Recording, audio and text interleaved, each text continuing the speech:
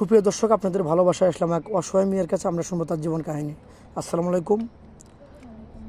হ্যাঁ আপু, কেমন আছেন? একটু জোরে কথা বলেন, আমাদের দর্শক বন্ধু শুনতে পায়, হয়তো ভাববো যে মেয়েটা কি একদম নার্ভাস, কথা আমরা শুনতে পাই না। তো যাই হোক, আপনার নাম?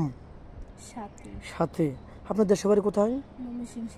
ময়মনসিংহ শেরপুর। আপনার ফ্যামিলিতে কে কে আছে আপু? আমার আম্মু আছে, আমার আব্বু আছে, একটা ছোট বোন আছে। আচ্ছা, ছোট বোন আর আপনি। আপনার বয়স কত? 22। 22। আপনার লেখাপড়া করছেন? হ্যাঁ করছি, কতটুকু লেখাপড়া করছেন? 8 পর্যন্ত করছি। ক্লাস 8 পর্যন্ত। আর ইচ্ছা জাগে নাই যে লেখাপড়া করি? আছে, লেখাপড়া মোট আছে, কিন্তু আমার আব্বু তো গরিব, এই জন্য পড়াইতে পারে না। ও মানে একদম দরিদ্র তোমার আব্বু, মানে সামর্থ্য নেই যে তোমাকে লেখাপড়া করাবেন। যাই হোক, তুমি আমাদের ক্যামেরার সামনে আসছো বিয়ে সাথের জন্য, এই তো? তোমার বয়স কত বলছিলে? 22। 22 বছর। কত বছর বয়স হলে তোমার সাথে ম্যাচিউরড হবে মনে করো? 30, 40, 50, 45? হ্যাঁ। 40, 45 হলে তোমার কোনো আপত্তি নেই? না। পরে যদি আবার আপত্তি করো, বিয়ার পরে যদি 1 মাস 2 মাস পরে যদি বলো যে আমি 1 লক্ষ টাকা যৌতুক লিখছি, আমি 1 লাখ টাকা ঘুরে দেন, আমি চলে যাবো, আপনার ভাত খাবো না, না না, এমন কোনো কিছু হইব না। এগুলো কথা বলবে না তবু?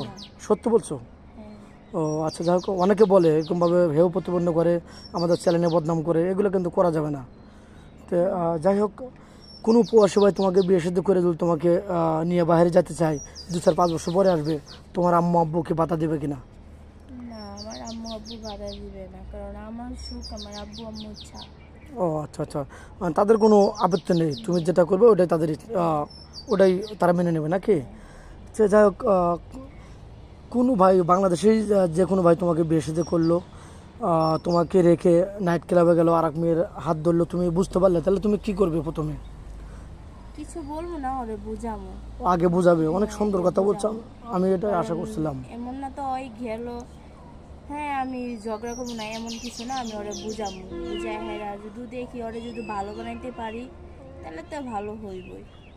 ও মানে আগে আগে আপনি আপনার চেষ্টা আপনি চালিয়ে যাবেন, এই তো?